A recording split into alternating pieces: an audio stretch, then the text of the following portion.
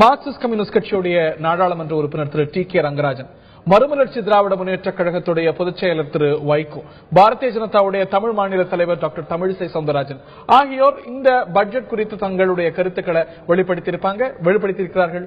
அந்த கருத்துக்களை கேட்போம்.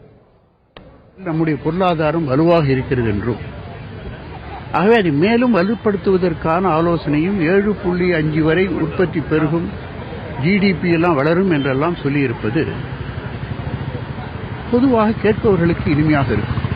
மக்களுடைய வாங்கும் சக்தியை உயர்த்துவதற்கு வழி செய்யாத எந்த ஒரு வரவு செலவும் நல்ல வரவு செலவு அல்ல. மத்திய அரசாங்கத்தினுடைய நிதிநிலை அறிக்கை நரேந்திர மோடி அவர்கள் பிரதமராக பதவியேற்ற பிறகு 3வது நிதிநிலை அறிக்கை நிதியமைச்சர் அருண்ஜேட்லி அவர்களால் தாக்கல் செய்யப்பட்டிருக்கிறது.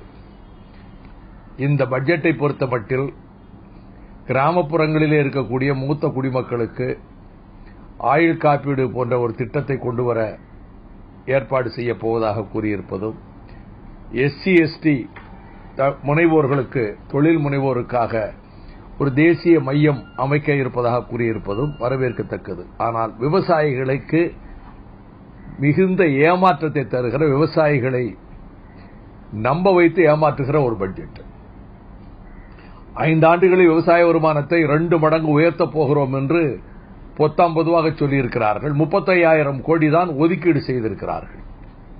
அதே நேரத்தில் விவசாய மானியத்தை ஒழிக்க வேண்டும் என்று உலக வங்கி கடுமையாக முயற்சிக்கிறது.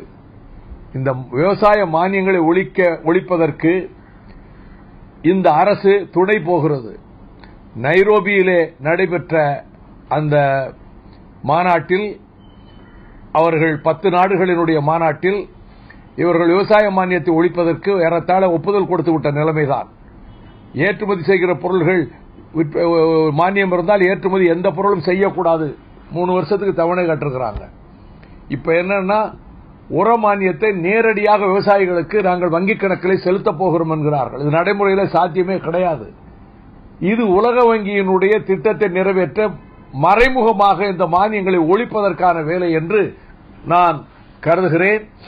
அதே நேரத்தில் ரொம்ப நம்ப வைத்து கழுத்திருக்கிற வேலை. நாங்கள் ஆர்கானிக் ஃபார்ம் செய்ய போறோம், இயற்கை வேளாண்மை ஊக்குவிக்க போறோம்னு சொல்லிட்டு மரபணு பயிர்கள், மரபணு விதைகளை இன்னொரு பக்கத்தில் ஊக்குவித்துக் கொண்டே இருக்கிறார்கள்.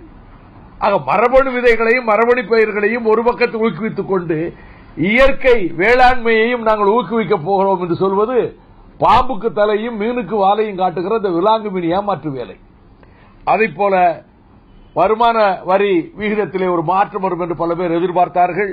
அது ஏற்படவில்லை. விலைவாசி ஒற்றை இலக்கத்தில் பணவீக்கம் குறைக்கப்பட்டிருக்கிறது என்று கூறுகிறார்கள். ஒற்றை இலக்கத்தில் பணவீக்கம் குறைக்கப்பட்டிருந்தால் விலைவாசி குறைய வேண்டும் அல்லவா? ஆனால் விலைவாசி குறையவே இல்லை. எனவே இது இந்த ஜக்லரியின் ஸ்டாட்டிஸ்டிக்ஸ், பணவீக்கத்தில் ஒரு ஒற்றை இலக்கத்தில் குறைச்சிருக்கிறோம் சொல்லும் போது விலைவாசி குறையவில்லை. பருப்பு விலைக்கு அவர்கள் சொல்றாங்க, இவ்வளவு அமௌண்ட் 900 கோடி ஒதுக்கி இருக்கோம் பருப்பு விலையை கட்டுப்படுத்த. பருப்பு விலை முன்னை விட 3 மடங்கு உயர்ந்திருக்கு. எனவே மொத்தத்தில் இந்த நிதிநிலை அறிக்கை விவசாயிகளை நம்ப வைத்து ஏமாற்றுகிற பட்ஜெட்டாகவே நான் கருதுகிறேன். பொருளாதார, சுகாதார, வாழ்வாதாரத்தை மேம்படுத்தும் பட்ஜெட், அனைத்து தரப்பு மக்களையும் மனதில் வைத்து எழுப்பப்பட்டிருக்கும் பட்ஜெட், கொடுக்கப்பட்டிருக்கும் பட்ஜெட். இந்த நிதி யாருக்கு ஒதுக்கப்பட்டதோ, எந்த மக்களுக்கு சென்று சேருவோ அந்த அளவிற்கு நாங்கள் மேற்பார்வை செய்வோம் என்ற ஒரு மிகப்பெரிய திட்டம் இந்த பட்ஜெட்டில் மிக மிக பாராட்டுக்குரியது. ஆக யாருக்கு செல்ல வேண்டுமோ அவர்களுக்கு செல்வதற்கான ஒரு ஏழை எளியவர்களுக்கான பட்ஜெட் என்பதில் நான் மிகவும் மகிழ்ச்சி அடைகிறேன்.